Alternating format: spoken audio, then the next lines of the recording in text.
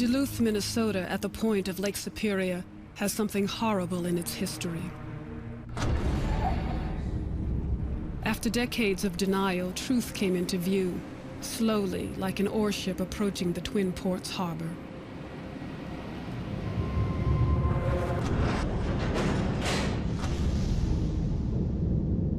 In 1920, in the midst of a mob of thousands, 3 black men were brutally lynched in downtown Duluth. Over 80 years later, the same streets were filled with another gathering, this time to reclaim the soul of the city by dealing with the presence of the past. In the early 20th century, Duluth's economy was being forged at the U.S. Steel plant. In the face of demands from labor, the company leveled the ever-present threat of replacement workers. In this case, blacks from the cotton fields of the South were lured north with good wages. This gave rise to racial tensions in the port town. But in June of 1920, it wasn't steel workers, but circus workers who would be at the center of a racially charged storm. The John Robinson Circus was in town as part of a tour of the Northland. Jimmy Sullivan and Irene Tuscan had spent the evening at the circus. The couple encountered black workers who were loading circus cars. What happened next is not clear. We know now that there was no sexual assault. But a few hours later, Jimmy called the police and reported that Irene had been raped. The Duluth police hauled half a dozen black circus workers to the city jail on Superior Street. By morning, on June 15th, rumors, hate, and hysteria bred the beginnings of a lynch mob. Among the instigators on the west end of town was Louis Dondino. He and a small band drove a truck throughout the neighborhood brandishing a length of rope to incite residents. The mounting mob tension caught the eye of Ed Nichols. In a city of 100,000, he was one of just 400 African-American residents. He told me the first words out of his mouth when he saw that headline was, "There's going to be a lynching." He barricaded himself and his family in the home, and he took out a pistol. Nichols was right to worry.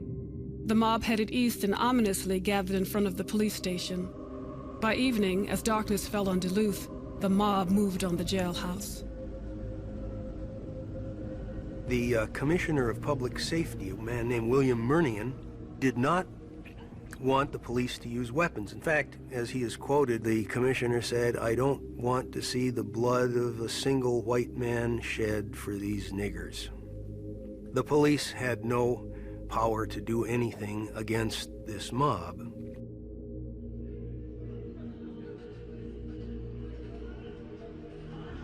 Some of the men cried. Some prayed. But all they could do was await their fate as the mob broke through walls and then pried at bars.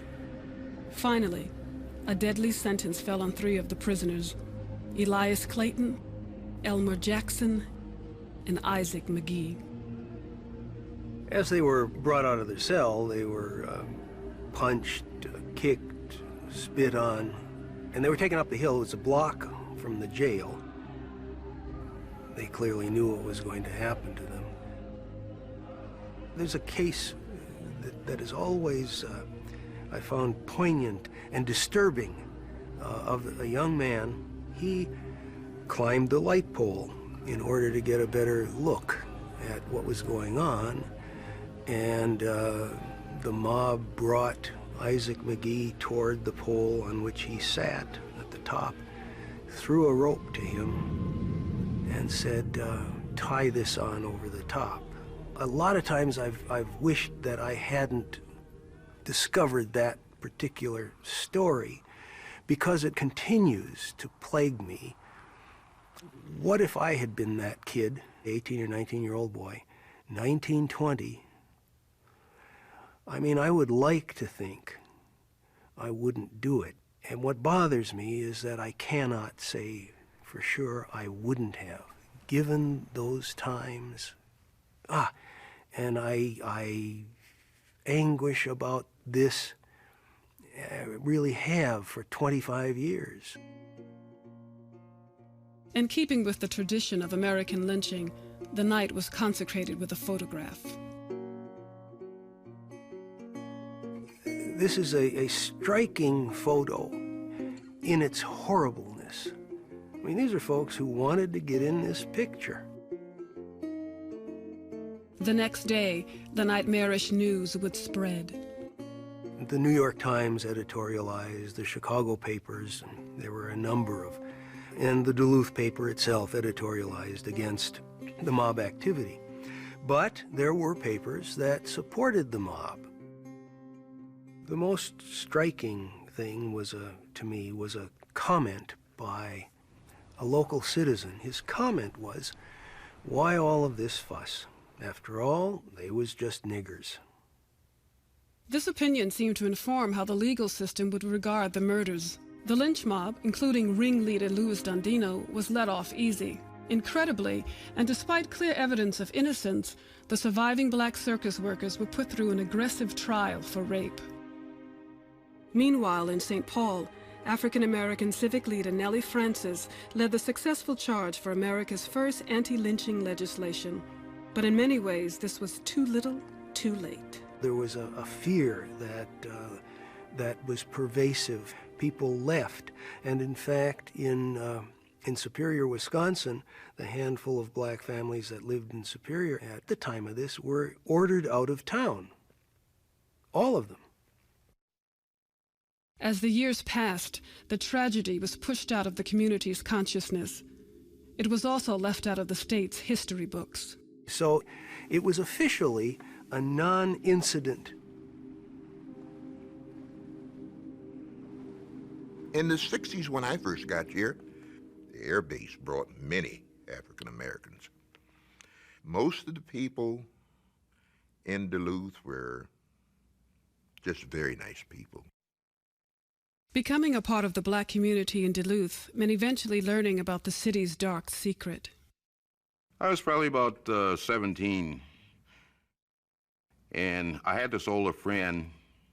He took me in and showed me the picture in the back room there. I was shocked, really shocked, because I knew things happened like, like that down south, but I just didn't envision anything like that ever happening up here. Then in the mid-70s, a young Duluth writer went looking for a dramatic story and found history. Over time, however, the book sort of took on a life of its own. That's the first edition. Finding out that a lynching took place here was one of those things that changed my life, totally changed my life. Something inside me said, you need to do something about this, and we need to honor them. If you don't deal with your difficult history, then you're not being honest about anything. It was Henry. We just talked about it a lot. Duluth still needs to grow up. He's a doer. Racism is very alive and well in our community. He knows how to get stuff done. After meeting with Heidi, I made a few telephone calls in the community. I was very happy that I could be part of this. There's always struggles, particularly when you come together cross-culturally. But it was a group that is very committed. When people say, as they ask all committee people, why are you involved? I sometimes get, I think, a little more emphasis on you. Why are you involved? What a beautiful group of people. And then just find a spot to eat. The Clayton Jackson McGee Memorial Committee organized a range of activities to commemorate the victims and celebrate the city's growing diversity. Moving and what the difference that the Diversity Project has made. But they even worked with students at Duluth Central High to create diversity curriculum based on the buried history of the lynchings. But all along, these neighbors wanted to do something profound and permanent for the young men who were murdered and the community that remained wounded. Heidi and Henry saw an opportunity, an empty lot at the infamous intersection of the lynchings, a perfect place for an ambitious memorial. I got a call from Henry Banks, and I asked the same question I think a lot of people ask.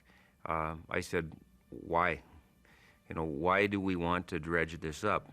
And if you can convince me that we should be doing this, I'd be happy to talk to you about it. And so after that, all of a sudden the mayor was on board. The committee took proposals for a memorial. A pair of artists were selected for their concept that would use words, space, and sculpture to explore history and humanity. Tilt your head just slightly this way. Yeah, that's it. I need these to be people, individuals, each unique and different, and that would be best for me to have models. We had to depersonalize these people to lynch them, but we're going to reinvest them with their unique personalities or a unique personality and portray them in a respectful way.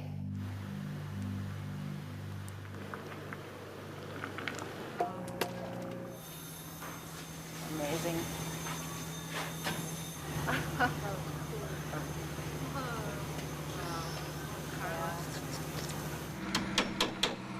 Making it physical, making it something that is there, it makes Duluth a better place. There's no doubt in my mind of that.